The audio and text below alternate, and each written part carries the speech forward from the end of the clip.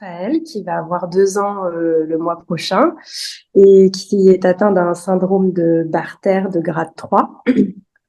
On l'a découvert au cours de l'été dernier, un peu par hasard, et j'ai eu envie de faire part de mon témoignage d'aidant, j'ai envie de dire, puisque c'est très compliqué de devenir aidant de son enfant, là, en l'occurrence, du jour au lendemain. On est plongé dans l'inconnu et j'ai eu la chance de pouvoir échanger avec des parents d'enfants atteints de lourdes pathologies au cours de notre séjour à l'hôpital et ça m'a beaucoup aidée. Après, voilà, je me dis que si je peux aider certaines personnes à mon tour, ce serait super. Donc, Bartter, c'est une maladie génétique qui est assez rare. Si je me trompe pas, elle concerne une personne sur 1 million dans le monde, qui affecte, d'après ce que j'ai compris, donc un tubule, enfin une partie du rein, c'est-à-dire un tubule du rein. Et en l'occurrence, chez Raphaël, et notamment chez les patients de Bartter, il a du mal à garder certains minéraux dans son corps, donc là entre autres le potassium, le sodium, et il évacue tout ça dès qu'il urine. En fait, il évacue tout son potassium, tout son sodium, ce qui le met en danger puisque son cœur ne bat pas forcément comme il faut quand il est en manque de potassium. Euh, le manque de potassium, ça peut provoquer aussi des troubles musculaires. Dans certains grades aussi de cette maladie, il peut y avoir une fonction rénale plus ou moins dégradée, des problèmes, des troubles ORL, etc.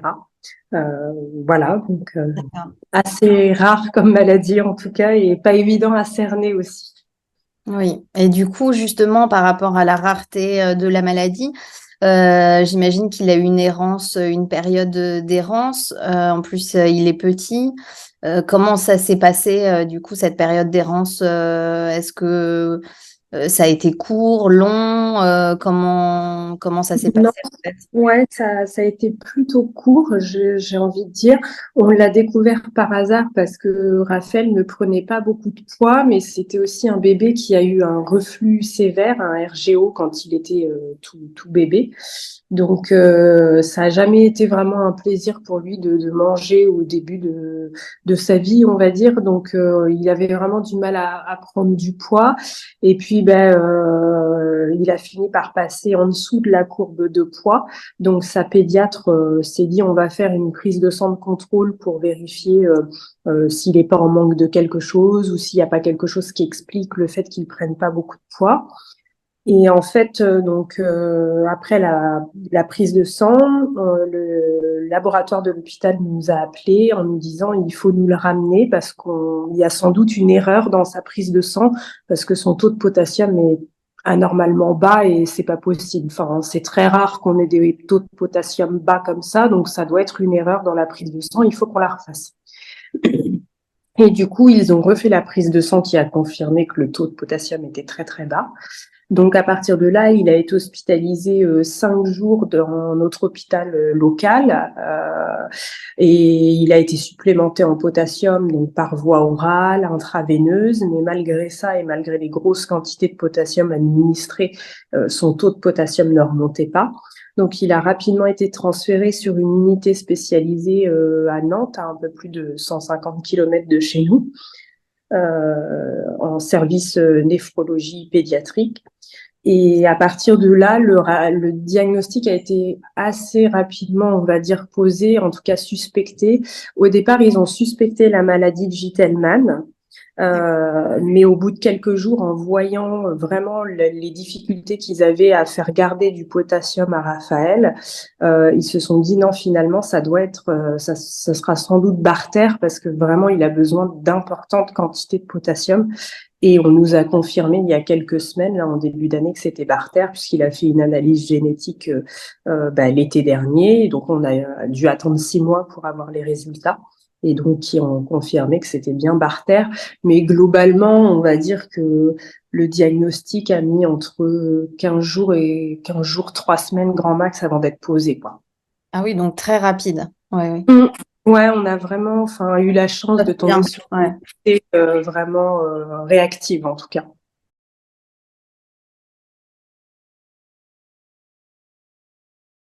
Voilà, j'imagine que c'est pas pareil pour un petit. Est-ce que il arrive à expliquer ou est-ce que c'est plutôt les médecins qui expliquent Ouais, c'est ça qui est très dur en tant que parent de jeunes enfants, parce que nous, en tout cas pour l'instant, Raphaël, il ne présente, j'ai envie de dire, aucun symptôme, il ne se plaint de rien.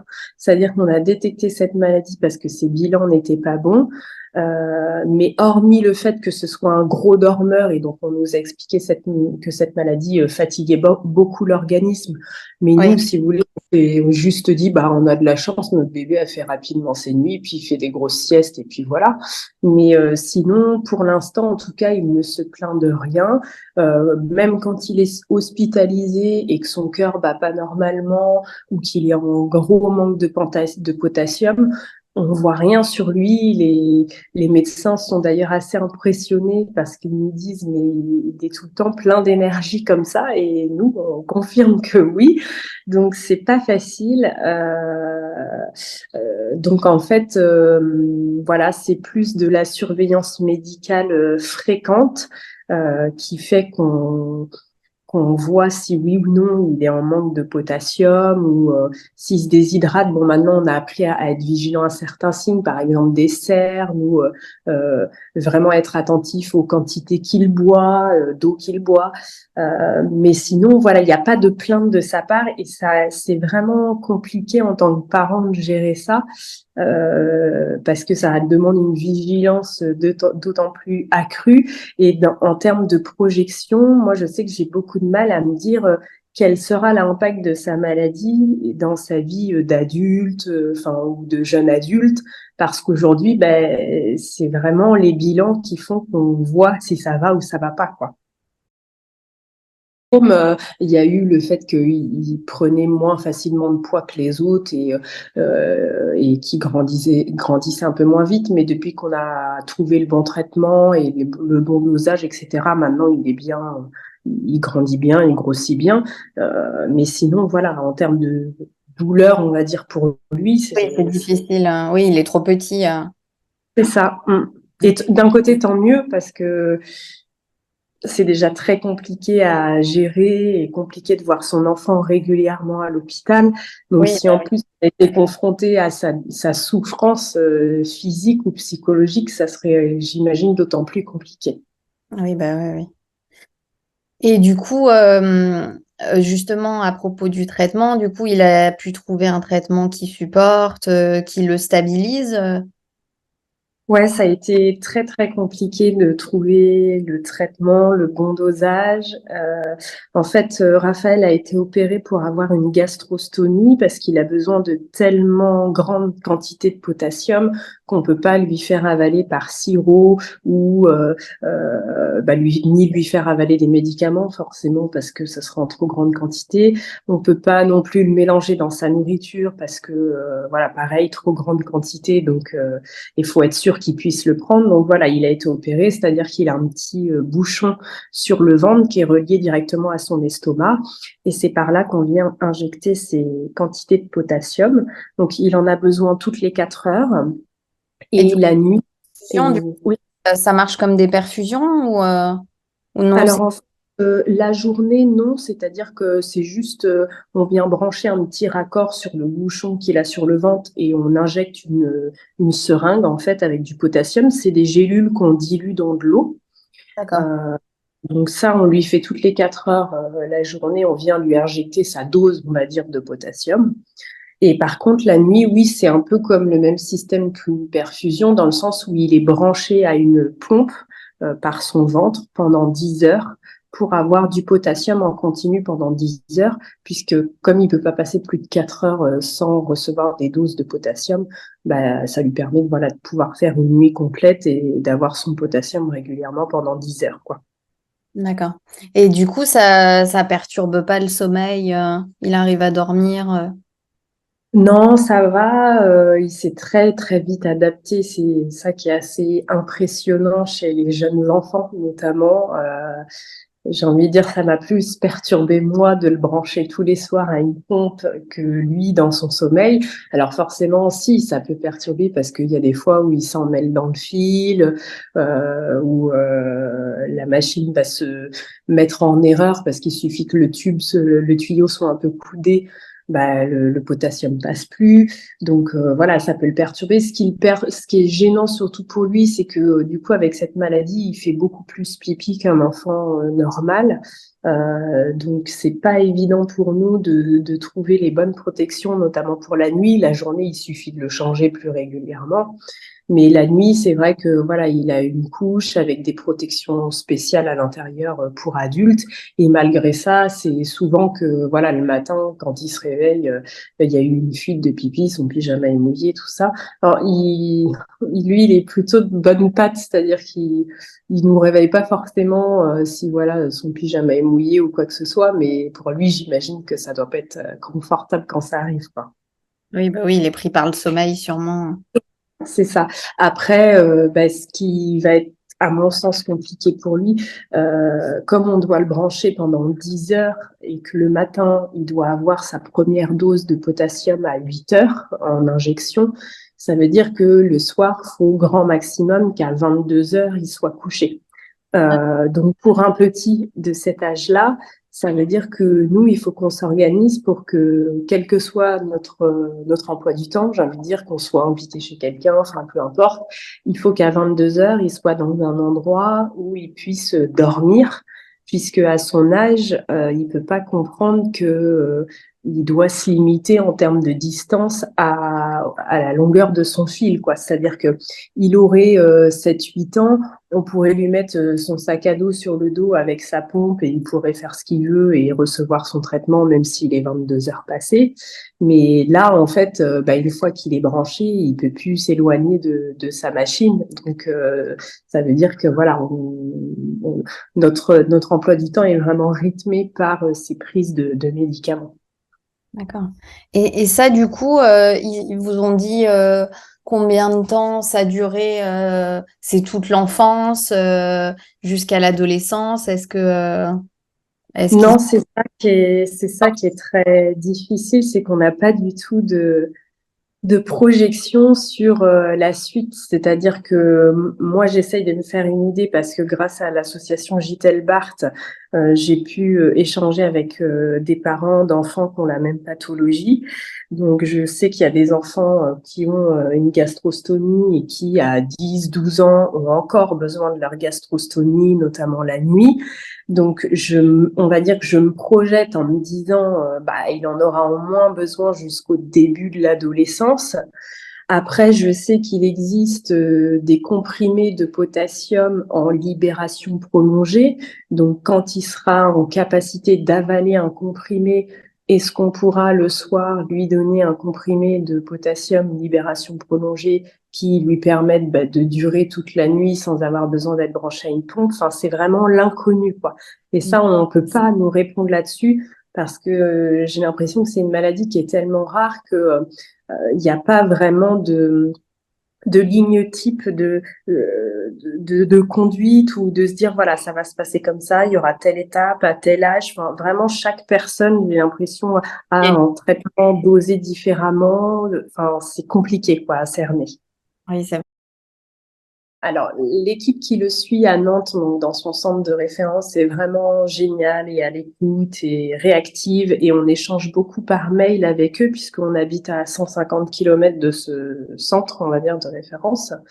Donc, bah, notamment au début, dès qu'il pouvait être malade ou qu'il y avait un problème avec sa gastrostomie ou ce genre de choses, c'était compliqué parce que notre hôpital local, pour le coup, pour eux aussi, c'est rare.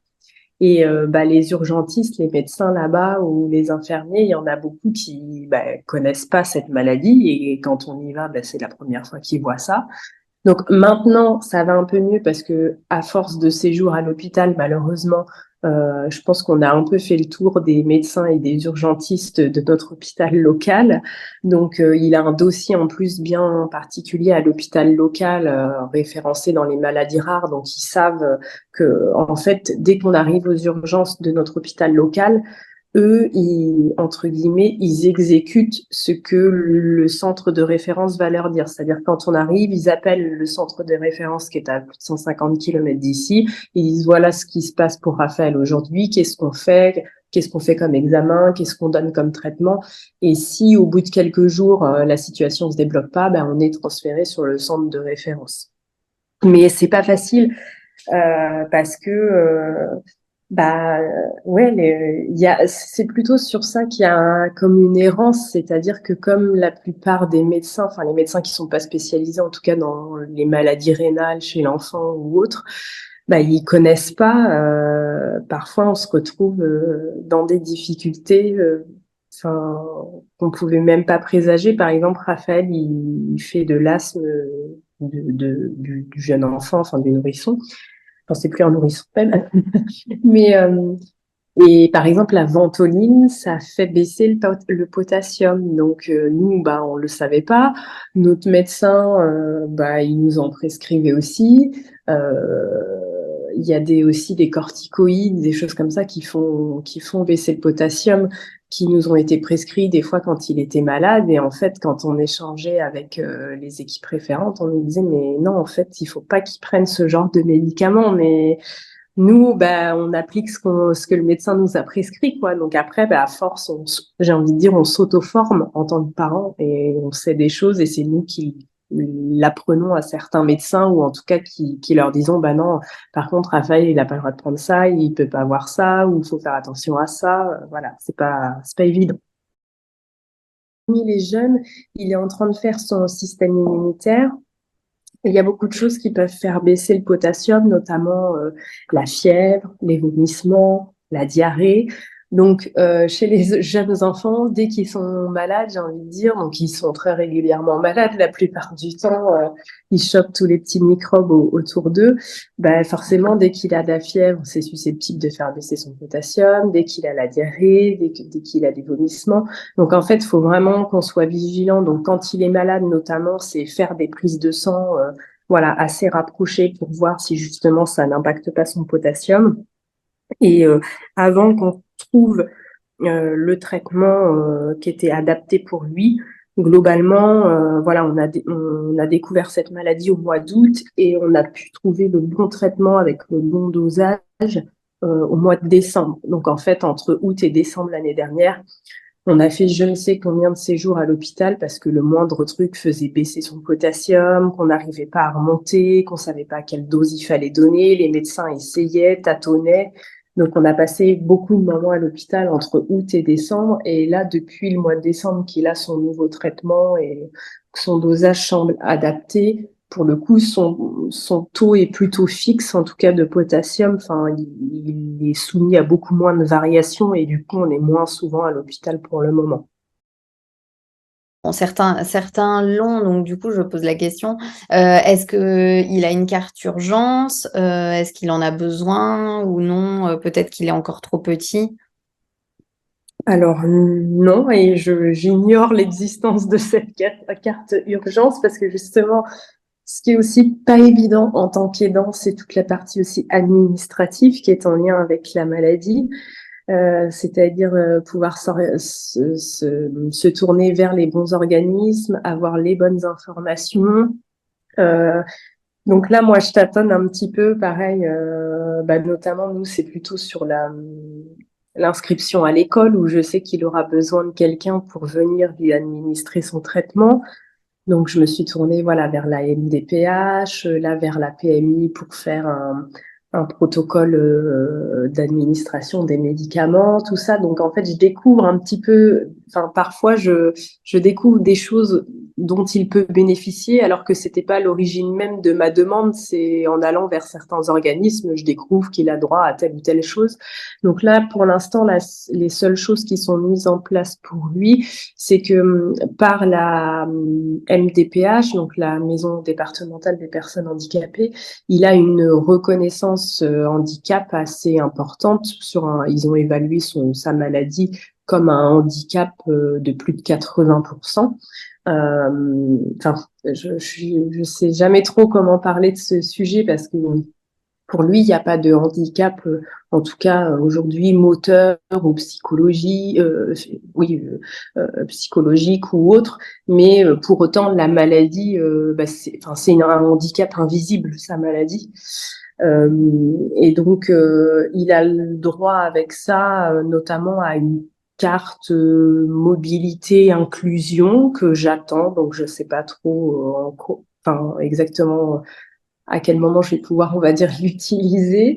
Mais sinon, non, je n'ai pas connaissance de cette carte urgence ou d'autres choses. De la carte urgence, je pourrais envoyer les informations après. Donc la carte urgence, elle est délivrée par notre centre de référence, donc Orchid, et elle est demandée au néphrologue. Enfin, D'accord. pardon, elle est demandée par le néphrologue au centre de référence. Donc nous, on ne peut pas les délivrer, mais on peut transmettre l'information. Voilà. Et après, en fait, c'est une carte où il y a nos risques dessus, le nom de la maladie, il y a des infos, par exemple, qui contacter en cas d'urgence. Et en fait, ça permet aux urgences d'être identifiées plus rapidement. Et aussi d'être pris en charge plus vite. Alors peut-être qu'il n'y a pas de difficulté, je pense, pour un enfant, mais en tout cas quand on est adulte, sans cette carte, pour être pris en charge rapidement, c'est vraiment très compliqué. Oui, Donc, ça nous sauve, ça nous épargne des longs discours et dans des moments où on va pas bien. Donc voilà. Et après, je sais aussi que cette carte, elle a permis d'aider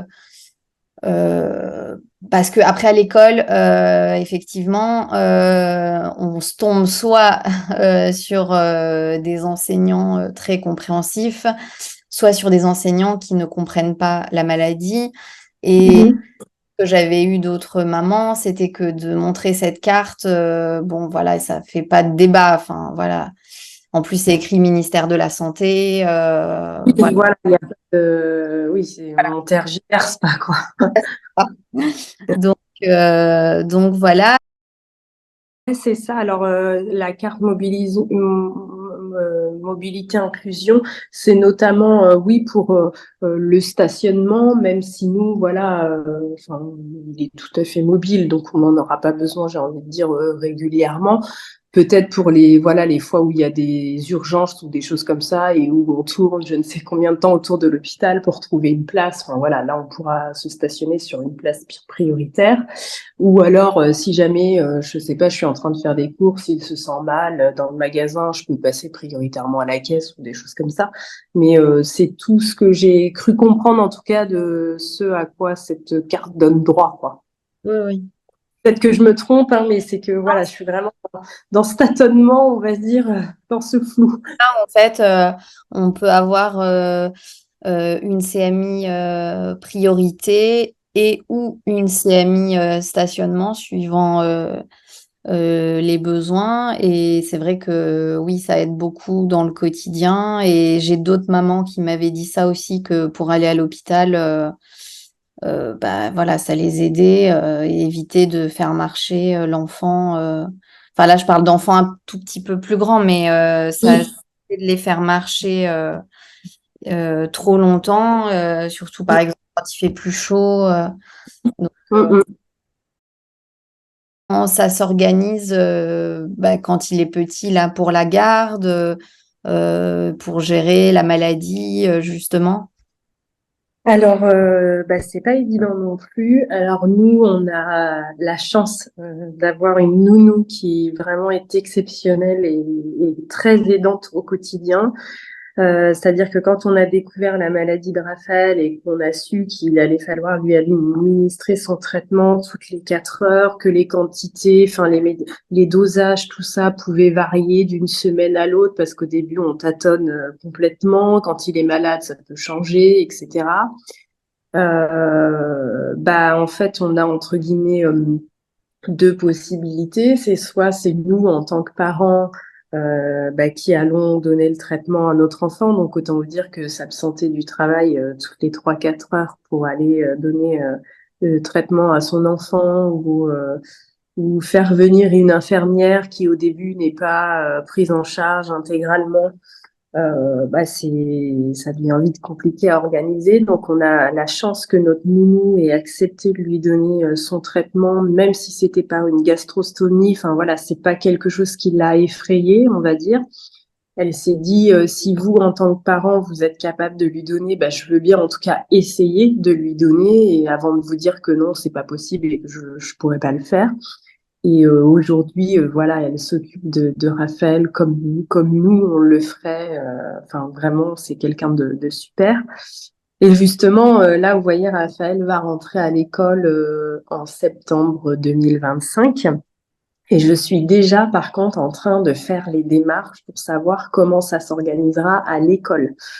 Puisque si je veux, moi et son papa, si on veut continuer de travailler normalement, eh bien, il faut que ce soit une tierce personne qui vienne lui administrer son traitement.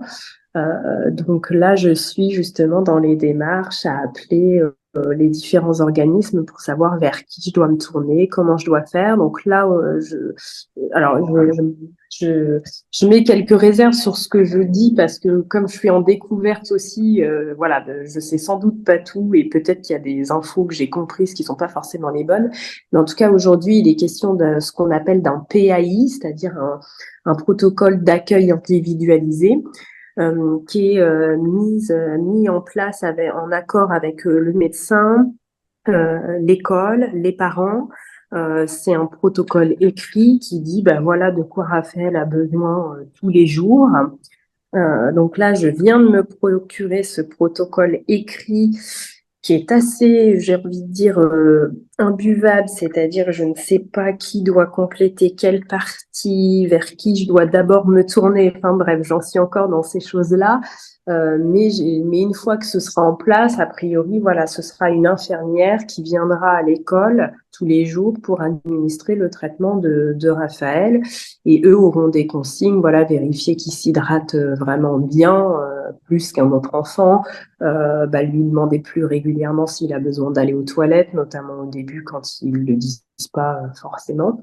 Voilà, des choses comme ça, faire attention, oui, en cas de forte chaleur, certaines activités aussi qui pourraient être un peu plus compliquées pour lui. Donc voilà, c'est un peu l'inconnu qui arrive, quoi. Quels conseils tu donnerais à quelqu'un, du coup, qui découvre la maladie de son enfant? Quel conseil? Ce que je donnerais comme conseil, c'est essayer d'en parler. En tout cas, c'est pas forcément évident au début parce que franchement, c'est le ciel qui nous tombe sur la tête. Hein, on va pas se mentir.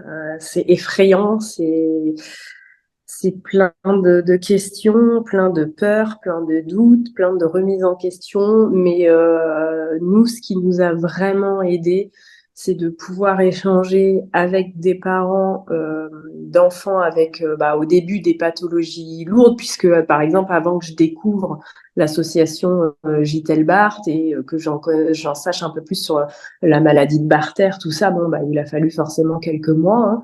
Hein. Donc au début, on a surtout échangé avec des parents atteints avec des enfants atteints de pathologies assez lourdes. Donc par exemple des enfants qui avaient des maladies complètement différentes de celles de Raphaël, mais qui avaient une gastrostomie. Donc il y a des choses qui sont un peu communes. Voilà. Donc c'est ça qui aide, je trouve, à avoir un petit peu d'aide, de compréhension aussi, parce que on se sent seul hein, à vivre ce genre de choses, à être confronté à ce genre de choses. Je pense que quelqu'un qui ne le vit pas a du mal à s'imaginer les impacts au quotidien que ça peut avoir et ce que ça représente. Donc se sentir compris aussi, c'est important. Euh, les conseils que je pourrais donner aussi, c'est toujours écouter son instinct. Euh, c'est vrai, il y a les médecins, il y a les spécialistes, il y a les gens qui donnent des conseils, mais il y a que nous qui connaissons vraiment notre enfant. Et un instinct de parent, je pense que ça n'a pas de prix.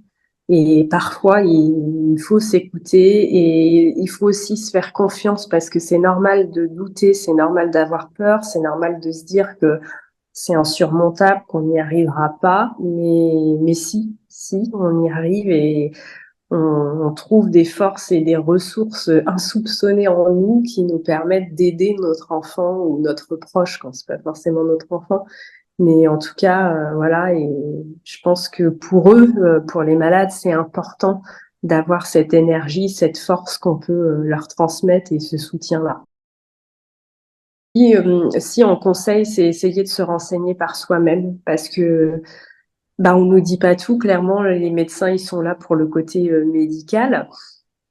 Mais on nous parle pas forcément de groupe de parole ou bah, par exemple là pour l'existence de cette association, c'est pas le médecin qui m'en a parlé quoi. Je l'ai découvert moi en cherchant sur les réseaux tout ça. Enfin, bah, pareil, les protocoles, les démarches à faire, bah, c'est en essayant de me renseigner sur les réseaux, en parlant bah, un petit peu autour de moi, en posant des questions, voilà. Il y a plein de choses qu'on découvre par soi-même et c'est pour ça que je dis il y a une errance aussi par rapport à ça où là on est un peu laissé à l'abandon. Enfin, ouais, faut se débrouiller quoi. Est-ce que tu peux nous expliquer un peu, ben, voilà, toute cette charge en fait, qu'il peut y avoir, autour de la maladie et du quotidien? Oui, oui, c'est quelque chose de très prenant. Faut être, assez organisé entre, voilà, l'administratif qui est lié, aux démarches médicales. Par exemple, il a auprès de la sécurité sociale, il a ce qu'on appelle une affectation longue durée pour permettre une prise en charge à 100.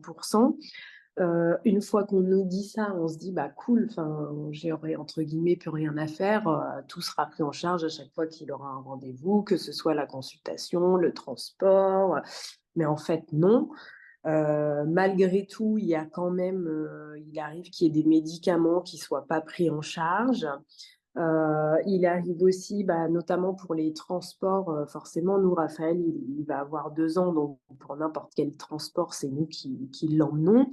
Comme je vous l'ai dit, il est suivi dans un centre qui est à 150 kilomètres de chez nous. On a des rendez-vous là-bas, au moins tous les 3 mois, en dehors des hospitalisations parfois imprévues. Donc, bah, les frais de transport, les frais de carburant, le péage, tout ça, ça reste, quand même l'objet d'envoi de justificatifs, de prescriptions. Quand bien même, il y a une prescription de transport de la part du médecin, voilà, faut quand même envoyer des justificatifs, enfin voilà, faire des démarches pour que ce soit pris en charge, pour avoir un accord de prise en charge. Donc, il y a quand même beaucoup d'administratifs derrière tout ça. Il y a beaucoup d'administratifs, bah, pour les démarches qui sont en lien, comme je vous l'ai dit, avec, les aides dont il peut bénéficier, que ce soit pour la MDPH, que ce soit les protocoles, bah, voilà, pour l'école notamment. Beaucoup d'administratifs aussi dans la gestion de toutes les ordonnances parce que des médicaments, il en a, un certain nombre, des choses à renouveler plus ou moins fréquemment. Il y a des choses qui se renouvellent, tous les mois, d'autres tous les 3 mois, tout ça. Donc c'est toujours avoir, voilà, les ordonnances sous le coude, communiquer avec la pharmacie pour les commandes, anticiper pour pas être en rade d'un médicament ou quoi que ce soit. En dehors des médicaments, bah, il y a le matériel médical, hein, les seringues, les tuyaux, les pompes, tout ça. Donc on a aussi, un prestataire de santé, de matériel de santé qui nous est attribué, qui vient nous livrer tous les mois le matériel, dont aura besoin Raphaël pour le mois à venir. Donc c'est aussi beaucoup de logistique pour, bah, stocker tout ça, organiser tout ça. Voilà, bah, les papiers, ça devient, le quotidien aussi de ça, c'est une part entière de la maladie. Enfin, Mmh. moi, la MDPH, bah, c'est parce que j'ai appelé la sécurité sociale pour avoir un renseignement sur quelque chose et qu'ils m'ont dit, bah, il faudrait que vous fassiez un dossier à la MDPH. Donc, de fil en aiguille, je fais un dossier à la MDPH. Ensuite, la MDPH, même s'ils font un dossier, qu'on a le droit à des choses, donc du coup, on découvre qu'on a le droit à des choses qu'on n'avait même pas forcément soupçonnées, ou des fois, on a aussi droit à des choses auxquelles on n'avait pas forcément, en tout cas, pensé dans l'immédiat ou besoin dans l'immédiat. La MDPH me dit, bon, bah là, il faudra voir avec l'école, avec la PMI. Enfin, c'est vraiment, on est un peu de fil en aiguille, on découvre qu'il y a tel organisme, telle procédure à faire. C'est là où on est vraiment livré à nous-mêmes, quoi. Oui, ça se fait au fur et à mesure. Ouais, Ouais. ouais. Et le PAI, c'est pareil, là, il n'y a personne pour un peu aiguiller, parce que c'est vrai que ce qui est compliqué aussi, c'est que c'est difficile de donner enfin, c'est difficile de donner une trame, par exemple, pour le PAI, parce que il y a l'aspect médical dedans, donc en fait, c'est... Ben, mais- donc, ouais, le PAI, donc, bah, il y a une partie qu'il faudra que je fasse compléter, j'imagine, par sa néphrologue. Donc là, on a un prochain rendez-vous avec elle, ça fait partie des choses qu'on doit aborder. Il y a une partie qui doit être complétée par l'école pour savoir quel est l'intervenant qui sera sur place, on va dire, qui sera le référent. Donc pour nous aider, enfin donc là j'ai cru comprendre qu'auprès de la PMI, donc c'est PMI c'est protection médicale infantile, donc il y a des centres autour enfin dans chaque département. Donc le centre de notre département, j'ai cru comprendre qu'il y avait un médecin au sein de la PMI. Donc là je vais essayer de prendre contact avec lui pour qu'il essaye de me guider un peu sur vers qui je dois me tourner pour faire compléter telle ou telle partie du PAI. Parce qu'en plus, le PAI, c'est vaste. Enfin, ça Oui, va de la personne, j'ai envie de dire, qui est asthmatique et à qui on va écrire sur le document, bah, en cas de crise d'asthme, je sais pas, il faut lui donner 2 bouffées de ventoline et appeler les parents, à la personne qui, par exemple, comme Raphaël, a besoin de quelque chose vraiment tous les jours, à des heures fixes, à des dosages précis. Enfin, voilà, c'est un document qui est c'est un protocole, mais enfin, le PAI d'un enfant X et d'un enfant Y peut être complètement différent et géré complètement différemment, quoi. Et donc, il y a des PAI où c'est les enseignants ou la maîtresse qui peuvent donner le traitement. Par exemple, là, je parlais pour le cas de crise d'asthme ou ce genre de choses. Ça peut être fait par la maîtresse, mais quand il s'agit, par exemple, comme Raphaël, de donner des médicaments à heure fixe, de faire des dilutions de médicaments avant, etc., par une gastrostomie, donc chose que tout le monde ne sait pas manipuler, bah là, c'est pas la maîtresse qui pourra s'occuper de ça, et ce qui est normal, enfin, c'est pas son rôle à elle, donc bah, il va falloir que je vois pour faire intervenir une infirmière, mais je sais pas trop par quel bout commencer. Enfin, vous voyez, c'est là où ouais. c'est le grand flou. Alors, dans notre entourage, on a de la chance d'être très, très bien entouré, de pouvoir en parler bah, facilement, de pouvoir aussi être épaulé. On a dans nos familles des personnes qui travaillent dans le milieu médical ou dans l'aide à la personne. Donc, ça n'effraie pas, on va dire, de donner, par exemple, le traitement ou bah, de garder Raphaël en sachant que voilà, faut être vigilant à tel point, telle chose, lui donner tel médicament, etc. Donc ça, c'est très bien aussi. On a aussi 2 familles qui ont à cœur bah, d'être présents pour nous et pour lui, donc qui, quand bien même ne font pas partie du milieu médical ou autre, s'intéressent à ce qu'on vit, essayent de nous aider. Il y a des choses, c'est vraiment tout bête, mais par exemple, lors des séjours à l'hôpital ou ce genre de choses, d'avoir bah, des gens qui nous rendent visite, des gens qui vont, je sais pas, je vous dis une bêtise, nous apporter à manger, nous faire une machine ou ce genre de choses quand on est loin de la maison. c'est des choses où, enfin, c'est très précieux en fait d'avoir ce genre de choses autour de soi pour traverser ces moments. Euh, Dans notre domaine professionnel, alors le papa de Raphaël travaille dans une entreprise familiale, donc pour le coup, il y a pas de sujet, c'est-à-dire qu'ils sont très au fait de ce qui se passe pour Raphaël, pour nous, et même si son papa travaille dans le bâtiment, donc c'est pas forcément évident de pouvoir s'absenter. Enfin, il y a pas mal de choses qui sont programmées.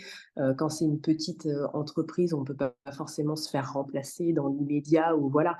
Donc des fois, c'est un petit peu plus compliqué pour lui de gérer, on va dire, son planning, mais malgré tout, ça se fait quand même relativement bien. Moi, de mon côté, je travaille dans une mutuelle d'assurance qui est assez connue et dans un service où vraiment, voilà, j'ai tenu à être transparente sur ce qui se passait pour mon fils et pour nous, et où j'ai eu quand même beaucoup de compréhension en face de moi, un soutien de la part de mes collègues, de mon responsable, qui sait que à tout moment, je peux avoir besoin de m'absenter si Raphaël ne va pas bien ou s'il a besoin d'être hospitalisé ou voilà, des fois, j'ai pas forcément de visu sur la durée de mon absence. Je peux pas forcément dire, bah non, là, je peux pas m'absenter à ce moment-là. Je, à titre personnel, en fait, je suis manager dans un service de gestion de sinistres. Donc, on est deux managers.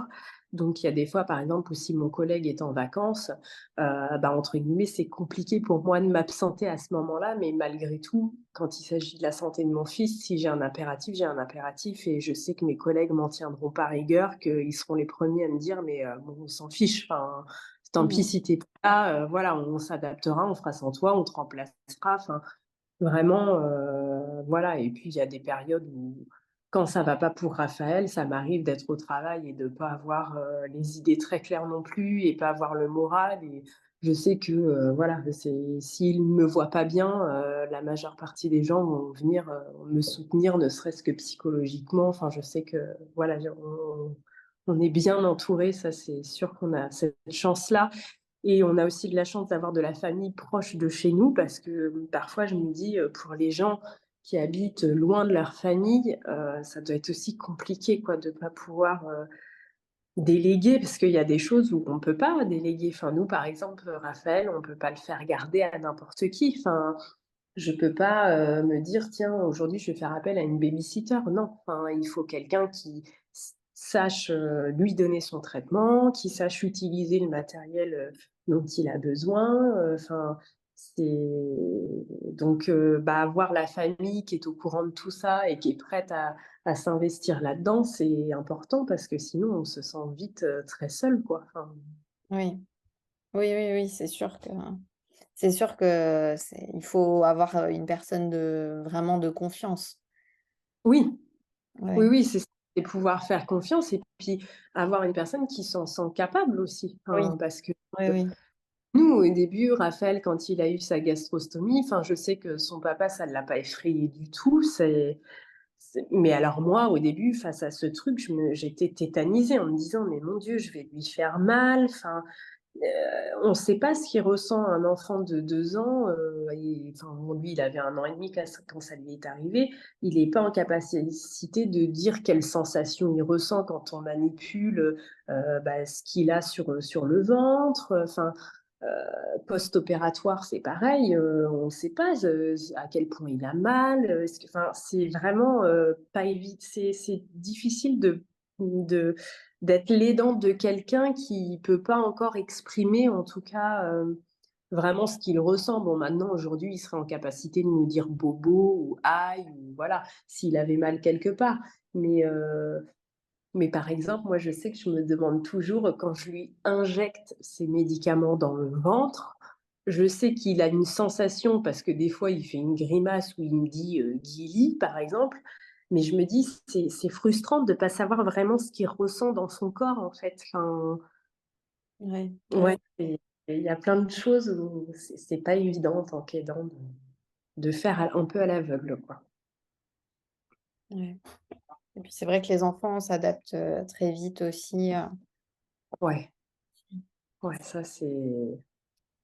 C'est si oui, s'il y a aussi quelque chose que je peux dire aux parents, en tout cas de jeunes enfants, c'est qu'ils ont une capacité à s'adapter qui est vraiment, bluffante, exceptionnelle et que ça nous enfin, moi, je sais que ça m'a donné de la force, quoi.